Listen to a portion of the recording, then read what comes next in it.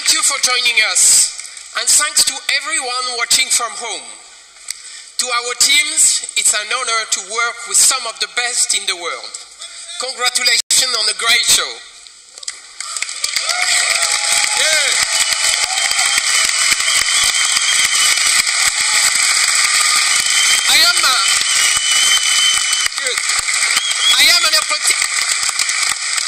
I am an optimistic guy, and I am particularly excited about the future of technology and the positive role games will play in shaping our society.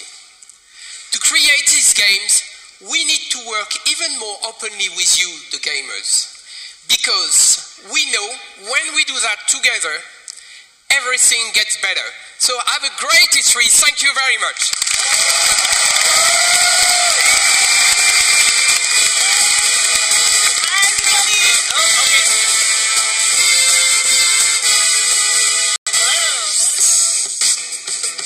Is a wrap on Ubisoft. I don't even know where to start with this. Hit us up on Twitter at IGN with the hashtag E32018 to let us know what you all thought of the big game reveals. Now, let's get into it.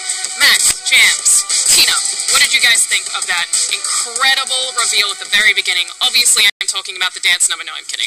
We're going to talk about Beyond Good and Evil 2. That's one of the best trailers I think I've ever seen. It's so good! Oh my god! I know, like, I saw some people on Twitter, like, not really getting it, but I was like, I want this as a feature film. I thought it was really good. It looks like Cowboy Bebop meets a Gorillaz video. Yeah. It looks so Cowboy Bebop, and I'm so into that. And it's just, it's weird, it's colorful, it's completely all over the place. Obviously CG trailer, but then we got some of the game in action. This looks like an incredible game. Yeah, and I really like the Space Monkey program that they're doing to let everyone kind of have a pod in it, so we can get into that a little bit, and what's it called? Hit record, that's it, very similar. So they're actually letting the community have an impact on the game, but the trailer to me, we saw a lot of different settings. That opening, I don't really know what it is that they're gliding through. Is it a cloud? Is it... I think it's like an icy planet. Yeah, which looks cool. But if we've learned anything from the Titanic, maybe they should reconsider. I don't know. Go up there. Avoid the ice. Yes, but of course, at the very end, we saw Jade, which is very confusing in terms of timeline, because everything that we had heard about this before indicated that it was a prequel, and the pig who is seen in all of their trailers, we assumed was related to Paige, the pig in the first game, who, I guess it's now confirmed that it is actually the real Paige. Is this not a prequel anymore? How are you guys feeling about the time it's set in? I get the sense that they're, this might as well be a reboot, you know, like considering how long it's been and how much of a big sort of departure this is, but at the same time, they obviously do have hardcore fans, and they're trying to throw something their way. I mean, I don't really have a ton of experience with the first game. I kind of dabbled in it, but I didn't, you know, I don't have any real attachment to it, but clearly a lot of people... It was a lot of a cult classic, and I guess for anyone who hasn't played the first Beyond Good and Evil, it played a lot like Zelda, really, but Jade has this photography mode. But I think everything that I love about it, you get from this trailer. Those quirky characters, all in very different worlds, all talking to each other, and it's such a goofy, fun group of people, and it was in the first game as well, and it's still got that personality here, clearly, but there's a more ominous undertone, especially with the reveal of Jade at the end. It looks like she's, I don't know, a lot darker than she was in the first game. The villain entirely? Yeah. No, I think that's really the thing. You hit the nail on the head. The amount of levity here, and the fact that it does seem like playful and silly, while still having, you know, cool, harder sci-fi elements to it, is really refreshing, because we get so many, you know, so many gritty visions of the future, or of space, or of other realms. It seems like a future that we actually want to exist in, just based on this trailer, and how I already love them all so much, and I'm just trying to wrap my head around, is there some time travel element, or are they just completely foregoing the prequel thing? Like, I really don't know what happened here. Full prequel. They did, yep. But is that no longer a thing? Like, I'm wondering, because if it is Paige, I guess they didn't confirm recognizing Jade. I don't know how anyone else would recognize Jade unless she's become super famous somehow. It doesn't make sense. I definitely have a lot of questions. Well, since it's set in space, could it possibly be something where you, like, travel to a parallel universe? Some like a Interstellar Bizarro Jade? Yeah. Maybe. It could be, like, a different version of Jade. I'm really unsure, but, man, this looks so cool. I hope that we do see the way, obviously this is, like, fully CG, but the way that the ship, the actual flying controls look there. Yes, it looks really that's cool. exactly what I took away from this, based upon the brief pre-alpha gameplay demo we saw last year of a character jumping off that larger ship onto that smaller ship and flying this smaller ship around. I wonder if this main ship is going to be a hub that kind of travels between planets that you're going to come back to and So interact I know with. the way the main ship works, that's where it's your home base, and you can put smaller ships on that you can then take out, and then you can take even smaller ships off of your smaller ship to explore worlds. So you'll have ships inside ships inside ships, and I think that's very cool. I imagine this is the hub ship that we're seeing here. I don't know what that is. I don't know what that is. I think that's seems like Thanos, right? It seems so intimidating, and Jade being on that, and it looks so ominous, I don't know, I'm sure everyone's going to have a lot of questions for Ubisoft leading into this. But yeah, I did want to talk a little bit about their community focus. They've been advertising the Space Monkey program for a long time, so people can play it in alpha test and make sure it's not broken on launch, assuming they're really leaning into those multiplayer components.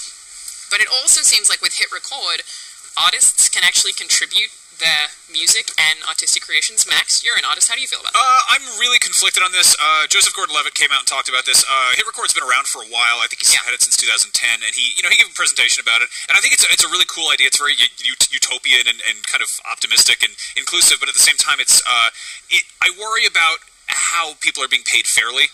They do get paid. That's the thing. He jumped on Twitter and he was like, "Hey, we didn't get a chance to mention this. It might have gotten cut from the script last minute, but apparently they've given out like $3 million to artists over the course of the last 8 years." But again, that's $3 million spread across 8 years and however many people. So how does that actually break down? I mean, this could go either way. I don't really know what they're going to actually be doing with this. It's a cool idea. We see fans designing levels, making mods. There's tons of that stuff already in games. But when it comes down to like, hey, we need you to design, I don't know, an asset, or we need you to make music. It'd be really cool if it was something where people, musicians upload their music and it becomes in-game music. And maybe you become, like, that's how they have their version of like a GTA radio station, is it's community-made music, and it's credited. Definitely a lot of questions about it, and obviously we'll find out some more in the coming months, the coming year. But I did also want to talk about Starlink. I did not expect to want to talk about Starlink. It's a Toys to Life game. It seems like Toys to Life kind of died. Even Toys to Bob moved off as Skylanders. We don't have Disney Infinity anymore. But Star Fox. Yeah, it's absolutely insane. Literally in the process of saying, I don't think we should talk about Starlink, and then Fox showed up, and we're like, never mind, absolutely. we're talking about.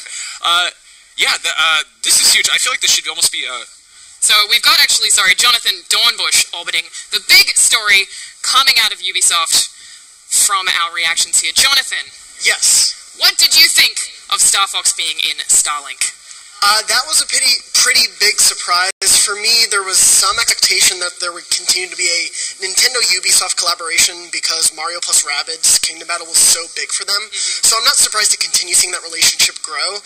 But Fox, there was Star Fox Zero a couple of years ago, but other than that, we haven't seen him too much. So that was a really big surprise. I was really excited to see that, and made me much more interested in Starlink than I was before. Yeah, would you ever have expected this to happen?